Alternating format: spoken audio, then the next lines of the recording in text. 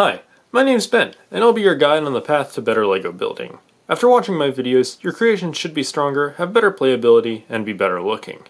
And, given time and practice, you should be well on your way to becoming a LEGO master. But don't worry if you don't improve immediately. It has taken me years to get to where I am, and only with lots of help. The help I had is the reason I chose to start helping others, like you, to guide you and the rest of the next generation into their full building ability. And also, if you could send my channel to a friend who might be interested in it, please consider doing so. It would help immensely with channel growth and reaching more people. Okay, let me clear something up. No, I don't mean to stub in your nose, and I definitely do not recommend that you sneeze or blow your nose on LEGO bricks.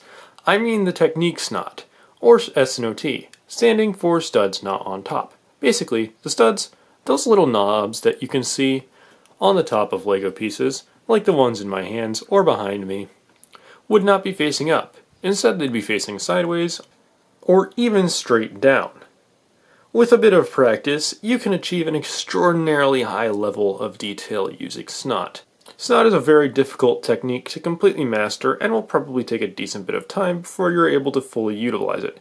And there are always new ways to use SNOT being made up by the LEGO fan base. Regular 1x1. There's nothing special about it. It's really pretty useful, but honestly, it's not extraordinary.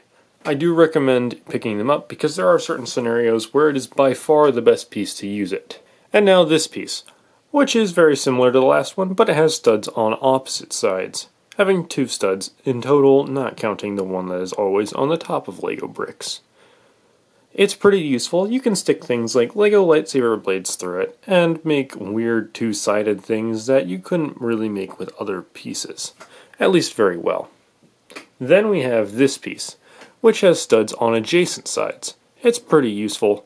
Honestly, I wanted this piece for years, but all I had was this piece, and that was inconvenient because we had to get 2 whole other pieces out of our organizers. Oh my gosh. But I'm honestly really glad that we have this piece. We can use normal pieces that look good instead of Technic pieces that were like red and stuff and you couldn't attach stuff to their sides. Honestly, this piece is just really convenient and I'm glad the LEGO company made it. And then we have this. It's called the Travis brick, named after a LEGO fan space builder by the name of Travis, and I'm not even going to try and say his last name because I'll butcher it. Honestly, this is probably a top 10 LEGO piece, at least in versatility. You can literally use this piece for almost anything, and it still works pretty well. It's small, can fit in relatively small spaces, and is really great for detailing. So, it can be tricky to use if you don't know how to use it properly, though. And I do recommend that you pick some up. It's honestly one of my favorite pieces, despite the small rant that I had about it there. Now we have this piece, which is a 5-plate tall, 1x1 brick with 2 studs on its side. It's being 5 plates tall makes it a little bit awkward, but you can just cover that up by adding a plate on the top or bottom. And it's much less awkward than other pieces that would be able to make this spacing combination. All in all, I think it's a pretty useful piece. It gives a nice sturdy base for SNOT building. While it isn't perfect, it's still pretty dang good. On to the bigger pieces. Starting off, we have this basic 2x1 with studs on one side. It's very similar to one of the first 2 pieces that I showed you, not the headlight brick, but honestly I think it's a little bit more useful because it can lock better. Then we have this one, which is similar to the dark gray one I showed you a few moments ago, having studs on opposite sides, but it's also wider. I would personally call that one slightly less useful, but you can all have your own opinions. Then we have this piece, which is a bigger version of the 2x2 that I showed you first in this little section. Honestly, it's pretty much only used on larger models, but you can still experiment with it elsewhere. And now, this one, which is probably my favorite of this bunch, and is the 2x1 variant of the orange brick I showed you a few moments ago. I personally prefer this one to that one, partially because I have more pieces, but also it's more stable, provides a larger building surface. Now, brackets. I went over these in my last video at least a little bit, but I think I'll give you a more in-depth analysis. They're a regular plate with a half plate wide snot area with 1 to 8 studs on the side. Kicking it off, we have these 1x1s, which are small and versatile and can fit in a lot of weird gaps where legitimately no other useful piece could really fit. So they're pretty nice for that. These are very much the same, except that they're 2x1 instead of 1x1. They're not much less useful though, still being able to fit in weird small gaps, and honestly just being extremely useful. Then we have the taller variants of those, both regular and inverted. So these are generally used on slightly larger models than the other two, but they're still pretty useful and you can experiment with them on other things. You can also wrap an inverted bracket and a regular bracket around bricks like this, and you can also do it with just one brick with these. The taller ones need 4 plates in order for it to really work, meaning that this whole construction is 10 plates tall. Then these last two, which are pretty much exclusively used on larger models. I don't have much to say about them, but you can still mess around with them on other things, and this one provides a nice, big, stable area for building off of. Here we go, on to weird pieces. These are the pieces that didn't really fit into any of the other categories, but there weren't enough of them by themselves to get their own categories. And so, kicking it off, we have this piece, a 1x1 plate with a ring that you can stick stuff like Lego lightsaber blades through and also attach regular pieces to. It's very useful for making joints on things, and also you can attach pieces at weird angles that you can't get with any other piece. It's a very, very versatile piece, and I recommend that you mess around with these things to see what they can do. Next we have this piece, which is called a motor or an engine on LEGO Digital Designer, so that's what I'm going to call it.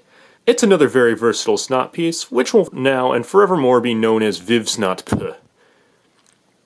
It can be used for so many things. I've used it for a major joint in a leg of mechs, I've used it for traffic lights, I've used it for security cameras, I've used it for engines on a microscale starfighter. I've done so much with this piece. I recommend you pick them up and that you use them. It's probably my favorite piece in existence, if I'm being completely honest.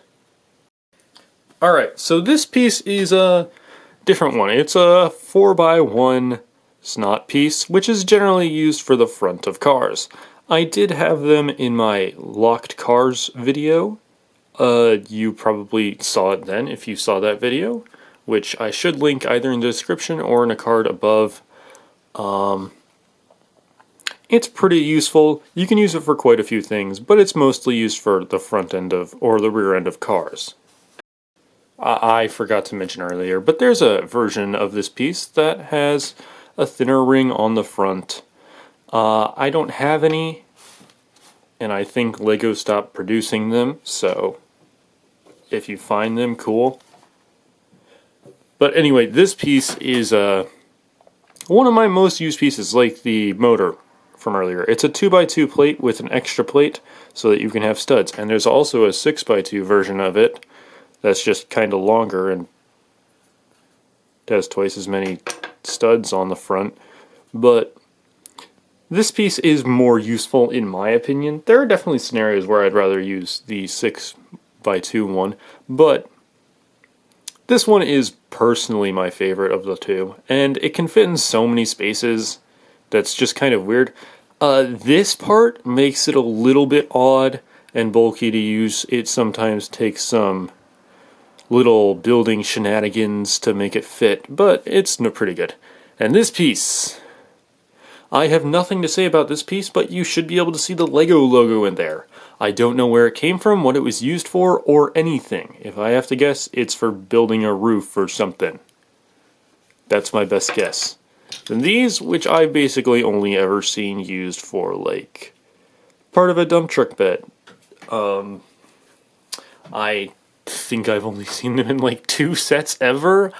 Maybe there were probably honestly more, but I just haven't seen them. So I've only used them for that. I'm sure someone else has come up with creative uses that I just don't know about. So I'm going to cover some basic SNOT examples. To kick it off, I'll show you SNOT spacing, which I showed you a little bit in my last video, but I want to show you a bit more here. Basically, for every 5 plates, you can fit a 2x2 piece in here, which is pretty helpful, and once you figure it out, you can do stuff like this. And SNOT spacing is really essential to learn if you want to really advance your LEGO skills. Next is just a little spiral that I built out of 2x1x2 brackets.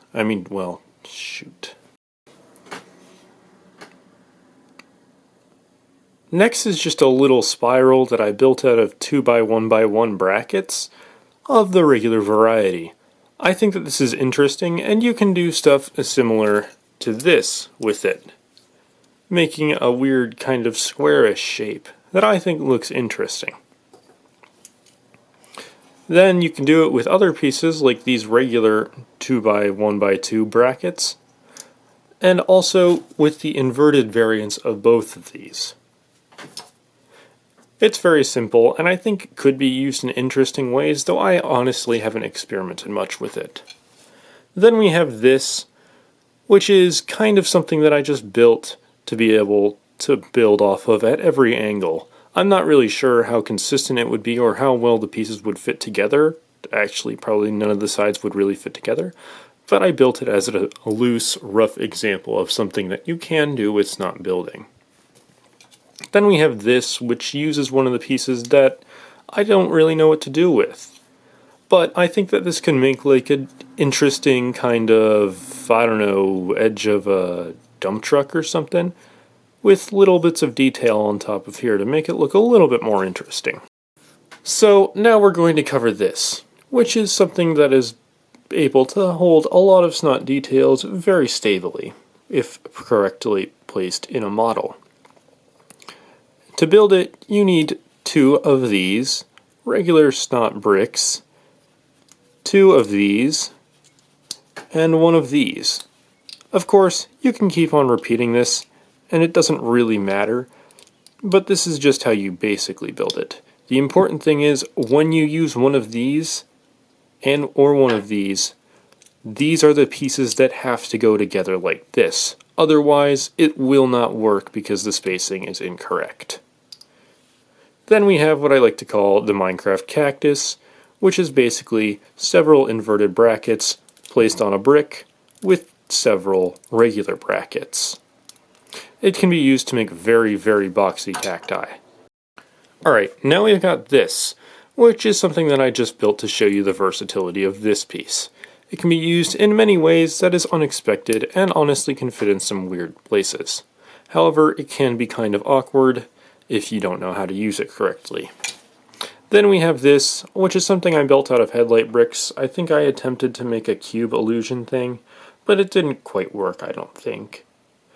I just wanted to mess around with headlight bricks to show you some of the versatility that they have. You can do a lot with these because of their half-plate indentation and the hole in the back. They can be very, very useful pieces if utilized correctly. So here's another basic example of SNOT, the SNOT Lock. For this, you'll need 2 2x6 plates, 2 2x10 plates, 14 2x2 bricks. I have them in varying colors so it's easier to tell them apart. 4 2x1x2 brackets, and 2 inverted of the same. So to start off, you'll take 8 of the bricks, and you'll stack them like this. Then you'll take the regular brackets and stick them on the bottom of this and on the top of this. Then you'll take the remaining 6 bricks and put them together like this, and the remaining 2 inverted brackets and put them on like this. Then you'll take the plates and you'll put them on the sides like so. Simple enough. Really the hardest part is figuring out how you have to get the SNOT spacing done. And this is probably the most stable lock I've shown you.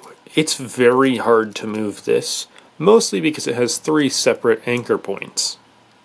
instead of the normal 1 or 2. So it's very stable, and honestly, in SNOT building, this allows you a lot of freedom. This is a big area to build off of, so I definitely recommend practicing SNOT locking as much as possible and using it wherever you can. And also, this is a very basic example of SNOT locking. There are a lot of other things you can do, smoother pieces, different combinations of parts. Any SNOT piece will work with just about any regular LEGO system piece. Alright, so now we're moving on to my last example, the Lowell Sphere. Named after Bruce Lowell, this sphere was made to be round and Lego. Anyway, the pieces are going to be 8 of these pieces with studs on every side. Then we'll need 6 of these 2x2 plates. Then 12 of these 1x4s. And these L plates, you'll need 24 of them. And 24 1x2 jumper plates. To start things off, we'll take one of these and 4 of these. Arrange them like this in a clover formation. And then attach this piece to the top. Important note, the color doesn't really matter, I'm just doing this to show the different layers. Then you'll take 2 of these and attach them to opposite sides like this. Then you'll take 4 of these and attach them like this on both these sides. And then you'll repeat that 5 times. And with the magic of editing, you don't have to watch me do that. Alright, now that that's done, let's just move on to the final part, which is taking these bricks and attaching 4 of them like this to one of the pieces.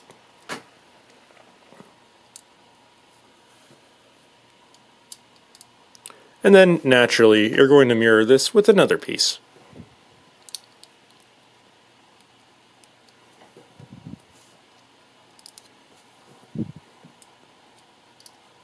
And then, this is very important that you watch out for.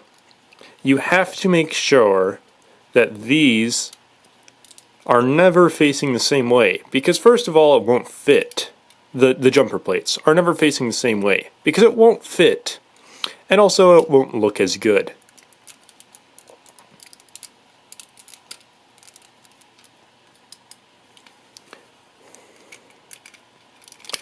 So you're going to keep attaching these, and it's fairly simple, though honestly it's a little bit complicated and I'm struggling a little bit, to be honest. Because these pieces can still twist, it can get a bit difficult at times to attach these.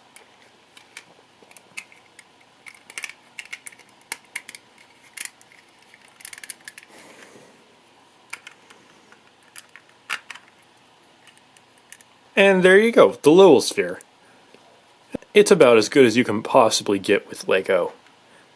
I just thought I'd throw this in here. It isn't particularly useful unless you specifically want to make a circle.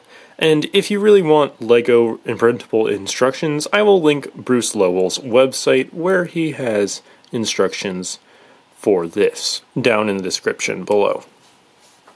It's not while building, seeing what works and what doesn't. Over time, experience will build up and you'll be able to build massive and intricate models, even if the first few attempts are frustrating. And that's all for this video. If you enjoyed, please consider leaving a like and maybe sending the video to your friends who might find it enjoyable or informative. And as always, keep on building.